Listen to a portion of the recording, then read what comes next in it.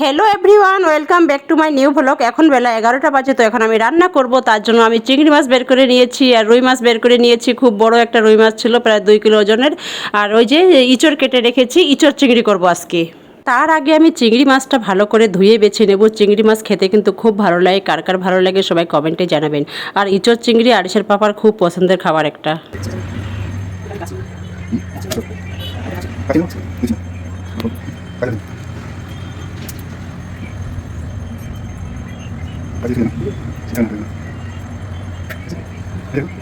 ইঁচড় চিংড়ি মাছের ঝোল আর ভাতটা হয়ে গেছে। তো আর একটা রান্না বাকি আছে, করলা আলু পেঁয়াজ মাছের মাথা দিয়ে রান্না করছি।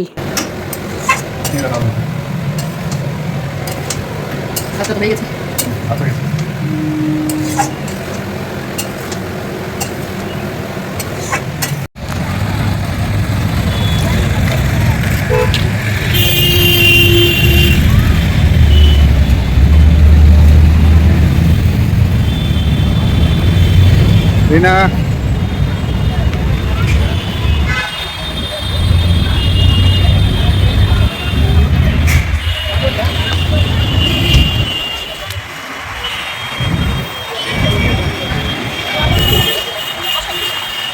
আজ 22শে এপ্রিল, আমাদের অ্যানিভার্সারি আজকে।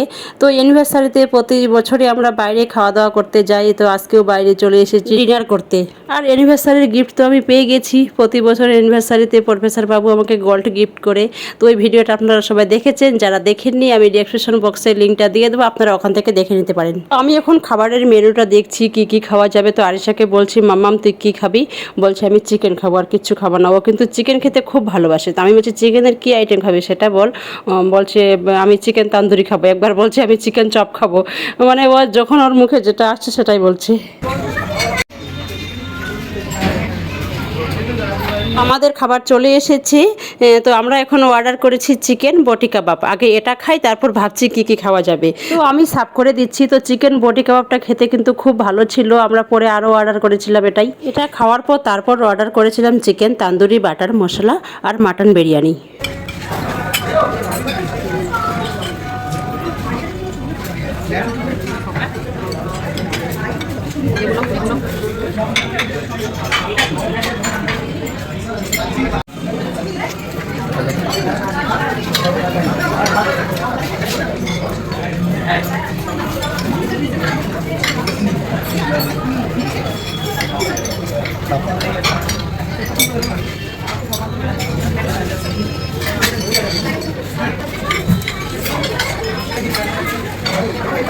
তো চলে আসলো আমাদের বাকি খাবার, চিকেন তান্দুরি বাটার মশলা আর মাটন বিরিয়ানি। আজ আমাদের 7th অ্যানিভার্সারি। তো দেখতে দেখতে আমাদের বিয়ের প্রায় 7 বছর হয়ে গেল। তো সবাই আমাদের জন্য দোয়া করবেন, আশীর্বাদ করবেন, আমরা যেন ঠিক এইভাবে সারা জীবন থাকতে পারি। তো আমরা দুজনকে পেয়ে খুব খুশি, আমরা খুব হ্যাপি আছি। সবাই হয়তো আমাদের ভিডিও দেখে বুঝতে পারছেন। আর আমাদের মেয়ে আরিশা, ওকে যেন ভালোভাবে মানুষের মতো মানুষ করতে পারি, ওকে যেন আমরা ওর লক্ষ্যে পৌঁছে দিতে পারি, আর ও যেন খুব ভালো মনের মানুষ হয়। এই 7 বছরে আমাদের জীবনে অনেক কিছু পরিবর্তন হয়েছে। তো সব কিছু বলতে চাই না, শুধু এটাই বলতে চাই সবাই আমাদের জন্য দোয়া করবেন। তো ওই যে আমি একটুখানি বিরিয়ানি আরিশাকে তুলে দিলাম। ওকে বললাম মাম্মা আজকে একটু নিজে তুলে খাও না। ওকে সবসময় খাইয়ে দিতে হয়, এত বড় হয়ে গেছে তাও খাইয়ে দিতে হয়। তো এখানে একটা বাচ্চা নিজে নিজে খাচ্ছিল, আরিশার থেকে অনেক ছোট হবে। তো ওকে আমি দেখিয়ে দিচ্ছি, দেখ ওই বাচ্চাটা কেমন নিজে নিজে খাচ্ছে, তুইও নিজে নিজে খা। তো তাও আমার মেয়ে কিন্তু নিজে খায়নি, ওকে আমাকে খাইয়ে দিতে হয়েছিল।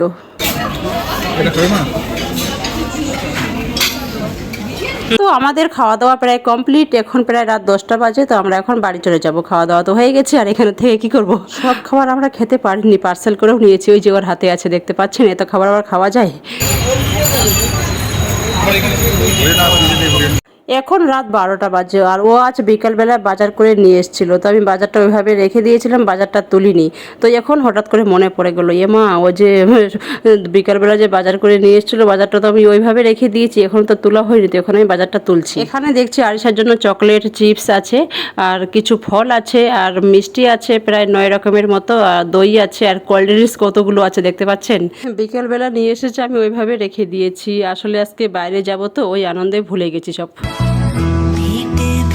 सुनो नैनीताल शहर में प्यार है क्यों सुनो यूं पहली नजर में